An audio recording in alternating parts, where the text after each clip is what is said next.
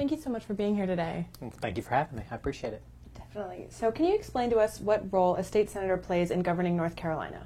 Sure. I can tell you let me start by telling you kind of what we do day in and day out. There's a long session and a short session, and during that time we introduce bills, and then those bills, if they pass through the Senate, they'll go over to the House, and then if they pass through the House, they get signed by the governor and they become laws. So that's kind of what you traditionally think about when you think about a legislator or a state senator. Right. But one of the more important things that a state senator does is they provide leadership in a lot of different ways.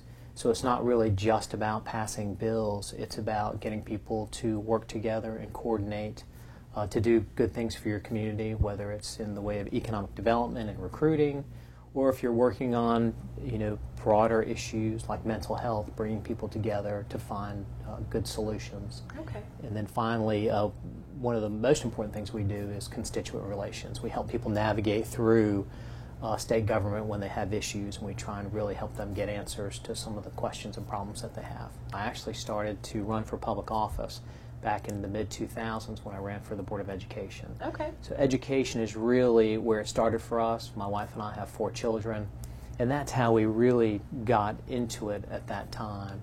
Because education is really so intertwined with everything else, with jobs, right. Crime, poverty. Education is really the common link. And if we can address a lot of our education issues and problems that we have, especially early on in a child's life, we can really impact their whole life. Mr. Barnhill, thanks for joining us. Yeah, glad to be here. Thanks for the invitation. So, what brought you to run for NC State Senate?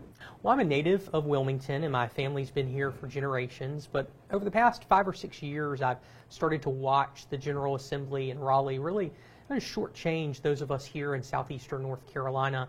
And I began to see that New Hanover County really needed some strong advocacy and representation in Raleigh.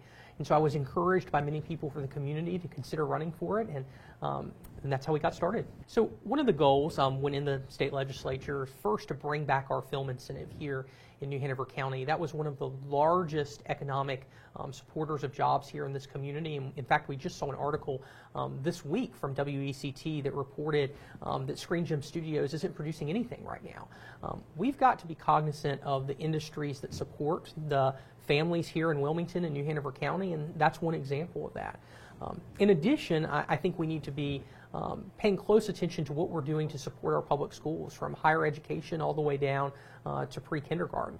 I know we've seen, and my opponent has certainly mentioned, the efforts to try to increase teacher salaries, which is important, but we also have to be really careful to make sure that we are working to protect our teachers and work for our teachers on a regular basis and not just during election year.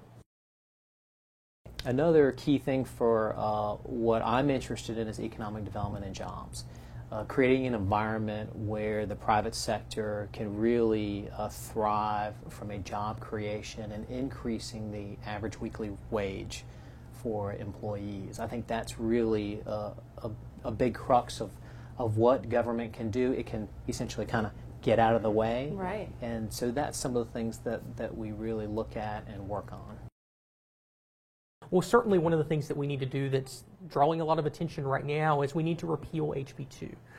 Regardless of what one's initial thoughts were about the legislation, we're seeing how much it's draining from our economy. We've lost about $395 million to where we are right now in September from North Carolina in revenue that will be coming in as a result of this harmful piece of legislation. So we need to work together with both chambers to make sure that we repeal it.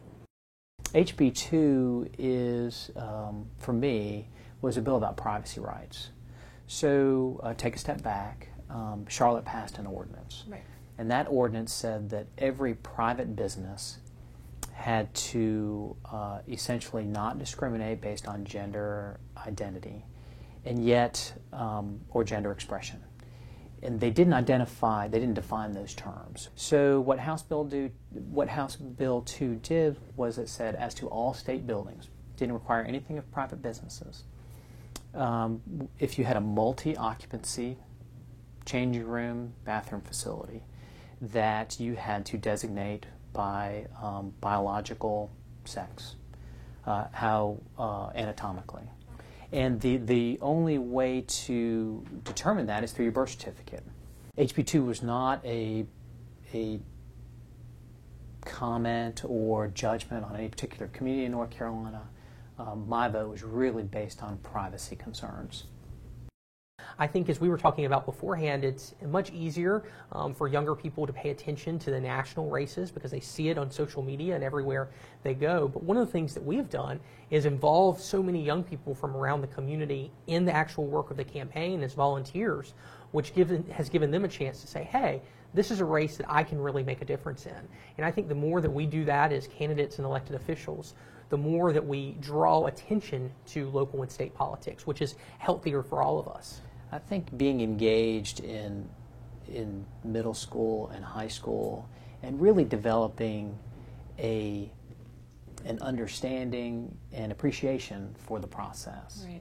If we could spend more time in the middle grades and high school, I really think that we would be much more successful in younger people being engaged as they go through college and even in their early to mid-20s.